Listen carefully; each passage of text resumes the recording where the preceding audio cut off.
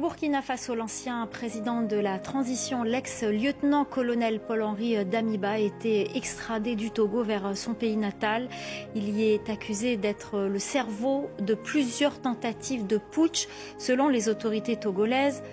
Pour en parler, nous retrouvons tout de suite notre correspondant régional Serge Daniel. Serge, bonsoir. Paul-Henri Damiba a fini par être expulsé par les autorités togolaises. Oui, tout à fait. Il a fini par être expulsé par les autorités togolaises. C'est la fin d'un feuilleton qui dure depuis plus de 2 ans. Depuis plus de 2 ans, le gouvernement du Burkina Faso réclamait l'extradition de Paul-Henri Damiba. Le Burkina estimait qu'il a tenté au moins 3 fois de déstabiliser le pays. Ça n'a pas été facile parce que les premières fois, le gouvernement togolais a résisté en demandant des preuves.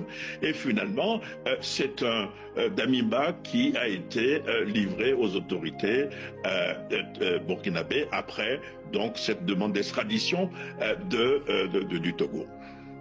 Alors Serge, on sait-on davantage sur les circonstances de son arrestation et surtout que risque-t-il désormais au Burkina Faso ?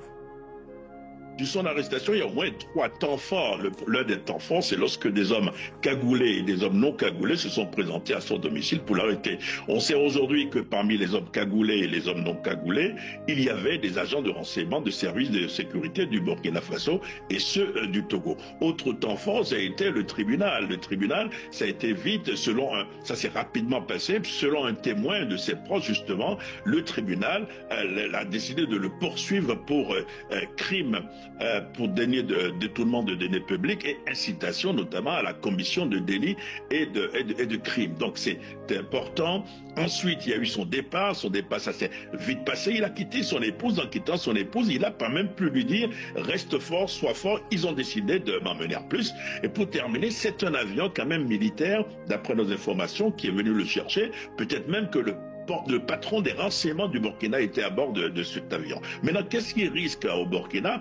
Il risque lourd parce que les accusations sont des accusations lourdes. Vous savez que récemment, le Burkina a réintroduit dans son arsenal judiciaire la peine de mort, la peine capitale. Même si dans un communiqué officiel, le gouvernement togolais dit qu'il a reçu l'assurance que cette peine de mort ne sera pas appliquée, il risque quand même lourd. On parle à Ouagadougou, les juristes, les avocats parlent de 20 ans, au moins 20 ans de prison s'il est reconnu, bien sûr, coupable.